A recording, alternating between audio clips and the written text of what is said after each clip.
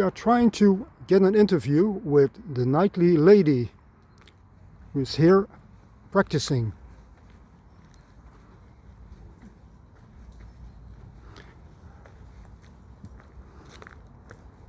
Excuse me, do you have time for an interview? Yeah, sure. Okay. Do you have a minute? I have a minute.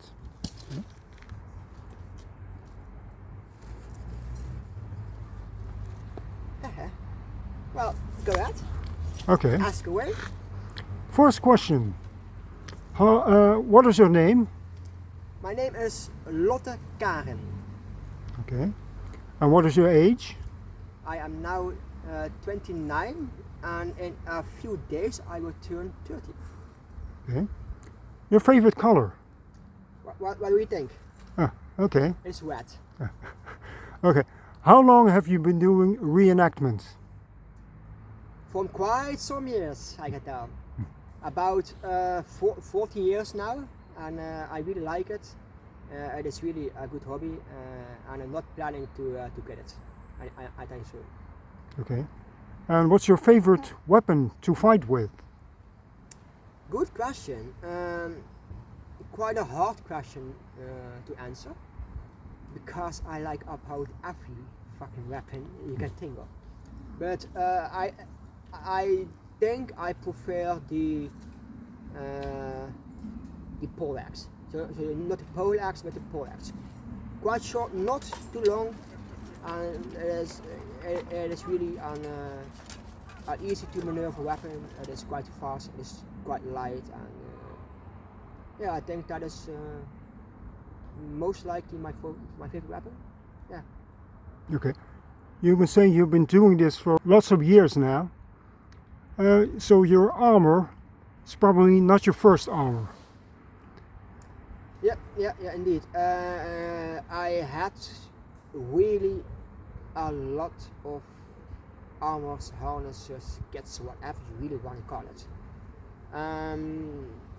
When I started with medieval reenactment about 40 years ago, the first kit I had was not really that historical correct, but still it wasn't that bad neither. It was kind of a Templar Crusader kit, and it was mostly male. It was budded male, so it wasn't that. It wasn't really that historical correct if you talk about the male, but it has quite a strong helmet, quite a good basket helmet. You know, you have a round top with a mask in front. It was quite a nice helmet, but I had a nice round shield. That was quite off thing about the Crusaders, but yeah. A round shield, kind of a Viking shield, and I had a one-handed axe, and I had a sword. So it was a bit of a hybrid, but at that time that was what I my hands on. And later on I got from the 11th and 12th century all the way to the mid 14th century, and from that point my armor did get to quite an upgrade, and it changed quite a bit. And I think that I have easily about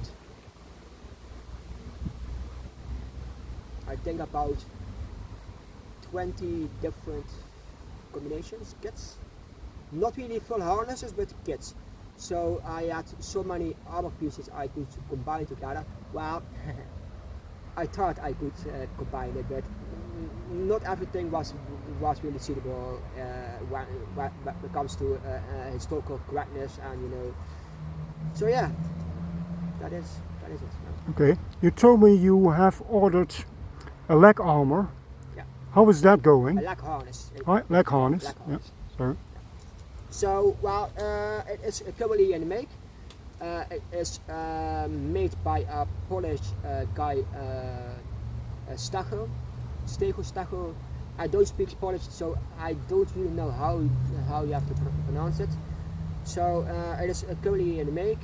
It is of course on size. So I'm quite sure that it will fit just like a glove, so like leg harness.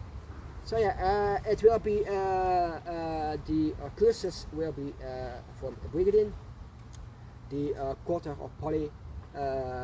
It will be the same like the one I have for my arm harness. So it will be a normal cup, and on the outside a wandle, and it will also have the brass edge on it. So it will be really matching with the rest of my harness. And the if I remember correctly, I have it all right down. But if I'm right, is the greaves are 3 parts or 4 parts. So they are kind of interlocking with each other. So to get it all close around the greaves, around the lower leg. Okay. So yeah, and if you follow Stasio on Instagram, you can see the progress. Yeah. So, yeah. Okay. Next question: do you prefer HEMA fights or reenactment fights? Okay. Well, that is also quite a hard question, because I like them both, and they are both quite different from each other. If you look at HEMA fights, it is really making points, and it's really to be as fast as you possibly can be, and it is really sport based. And of course there are so many weapons you can think of. You can fight with Roman weapons, with gladiators. You can fight with weapons like spears, axes, even javelin spear is in some cases allowed. Swords, the whole bunch, you know. So it is really sport based, and that is something I really like about HEMA, because it is really wide in all its options, all its weapons, and that's really what I like on HEMA. But if you talk about medieval reenactment, what I really like in medieval reenactment, it is really historical based. So everything has to be historical correct, of course. And I really like to go to medieval events and stand there with my comrades on a beautiful field with all those flags and all those banners in the air, you know, and just to play on a historical event. And so if you ask me like what I prefer, I don't know, I really like them both, and if I really have to choose, then just go far away, I can't choose. No, I really like them both, so yeah. And do you have any future plans for... Sorry? Do you have any future plans? Future plans? Well, in the far future, I will replace my full breastplate for a cuirass. It will be made from 1 or 1.5 millimeter tempered spring steel.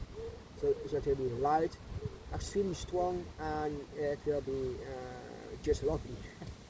And so it will be most likely a normal globe light breastplate like this one.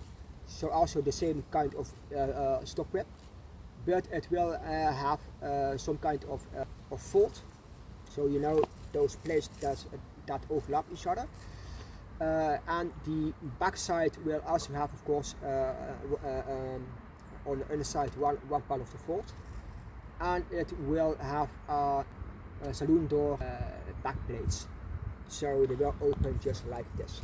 So you got it on with your hands just in the gaps, and from the back side it just closes like a saloon door. I just have straps to strap it all on. But that is the idea, but it will cost quite a bit, so that are plans for, I think, next year, maybe later. Yeah. That is that is one of the biggest things I'm thinking of at the moment. Plans. Yeah, maybe some other bits and bats. You know, maybe mail for the legs, but I'm not too sure about it. To wear underneath the leg harness, but that are all options. Some things I have to make is a landing that is arming belt to point your leg harness on, to get it all tied up and so the leg harness won't fall off. So a landing and I have to make some male sabatons. Sabatons is protection for the feet, so basically just a feet made from male. So I'm not really I won't get my hands on steel sabatons, most likely I'm not, because I don't know, it is heavy and I don't ride horses or anything. It isn't really needed, and for what we are doing it isn't needed, so I think male will be just fine. And I think the look between brigandine, steel armor, and of course male armor, those comparisons, I think that will look quite cool, quite nice. So yeah. Okay. Now that's it for the moment for this interview. Thank you very much for talking to us. You're welcome. Okay. Have a nice day.